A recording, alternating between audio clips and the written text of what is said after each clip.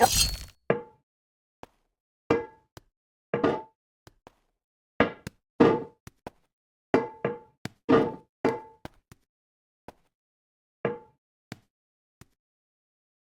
no feeling more intense than starting over.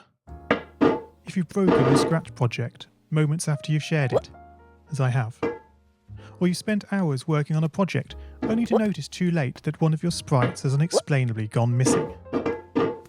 If you've made use of that difficult to name thing of thing block within the sensing category, amazingly useful but capable due to a Scratch bug of leaving you crying as it dumps all your scripts in one big unordered heap. If you've made real progress coding a game over the course of the week, only to come back the next day to discover you weren't even logged in, nothing has been saving. Starting over is harder than starting up. If you're not ready for that, like if you've already had a bad day at school, then what you're about to go through may be too much. Feel free to go away and come back. I'll be here. Alright, thanks for coming with me on this trip. I'll understand if you need to take a break at any point. Just find a safe place to stop and remember to pause the game by pressing P. On Scratch you can find loads of remixed or reimagined recreations of existing games, and with good reason. George Bernard Shaw said, "Imitation is not just the sincerest form of flattery, it's the sincerest form of learning." This game is a recreation of a game that came out in 2017, titled Getting Over It with Bennett Foddy. That game in turn was a homage to a free game that came out in 2002. Both games involved dragging yourself, using a hammer, up a mountain assembled from assets and objects sourced from many other games. It seems appropriate then that, when trying to recreate Getting Over It in Scratch, that we should construct our mountain from the same assets used in literally millions of Scratch projects, the unmistakable contents of the Scratch costume library. Unlike Unity or Unreal, Scratch does not provide you with a built-in physics or 3D rendering engine. There's no state-of-the-art debugger, you can't even pause your scripts. We are forced to program old school. Our experience capped at 30 frames per second on a 480 by 360 pixel stage. But these very restrictions force us to experiment, to think out of the box, to grow as developers as we become masters of all things Scratch. And let's not forget, what we lack in technology, we make up for in community. This fantastic bunch of budding software engineers, building, learning, creating, playing, remixing, as diverse a group of people as the very Scratch assets we now so skillfully attempt to ascend. The act of climbing, in the digital world or in the real world, has certain essential properties that give the game its flavour. No amount of forward progress is guaranteed. When you start Getting Over It, you're standing next to a dead tree, which blocks the way to the entire rest of the game. You prod and poke at it, exploring the limits of your reach and strength, trying to find a way up. When starting a new Scratch project, that initial blank slate is both refreshing and at times a little scary. Wouldn't it be great if we could travel forward in time and review our finished projects to see how well they turned out? I certainly wish we could. The real draw of coding, what gives it that special zing, is the challenge of accomplishing something you've never done before. At this point, you don't want to fall into the trap of rushing into creating loads of content, designing all the levels, the player costumes, all the easier stuff that can be perfected later. No, before all that, you need to prod and poke that tree.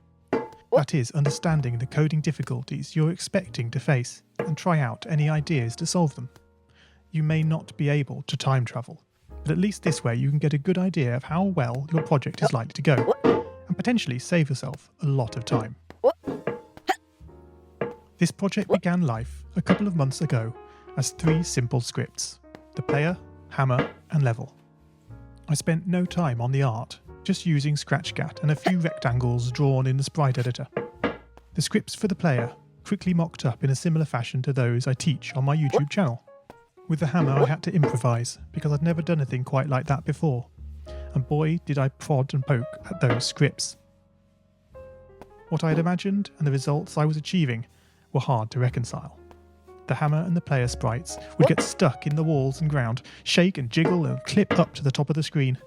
Worst of all, when I tried the bread and butter action of lifting the player up upon the hammer, Any tiny movement would throw the player into a crazy up and down motion as if bouncing upon a possessed pogo stick.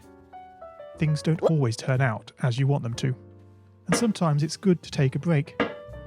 So, for the time being, I shelved the project, letting it slowly slip down the list of unshared projects, joining the countless multitude of unfinished, unseen projects that haunt the vast storage archives of MIT. Have you, as you've been playing this game, stopped to wonder how you can balance on a hammer that is held out to one side? It feels quite natural in game, but try it in the real world, and you'll not get your feet off the ground. No, this game is bending the rules of physics. Although I was not actively working on the project, the desire to code the game and solve the initial problems constantly played on my mind. Finally, I decided to give it another go. Research is a powerful tool. Don't just rely on what you think you know. YouTube can be a great resource for gameplay videos. Being able to pause and rewind the action is invaluable. Did you know that you can step through videos frame by frame using the angled bracket keys? My research helped confirm many thoughts I'd been having, and also uncovered some nuances around mouse movement that had really got me stumped. All this was food for my brain, and I was super fired up to bring it all to Scratch. And so, back in Scratch, I completely restructured the player and hammer scripts, bringing the scripts together in a single sprite. This allowed the movement of the two objects to be tracked together and to move dependent on each other. Of course, in coding, as in real life, you often have to compromise. It isn't reasonable to implement a full physics engine in Scratch, but often it's enough to create a good estimate of what the player is expecting.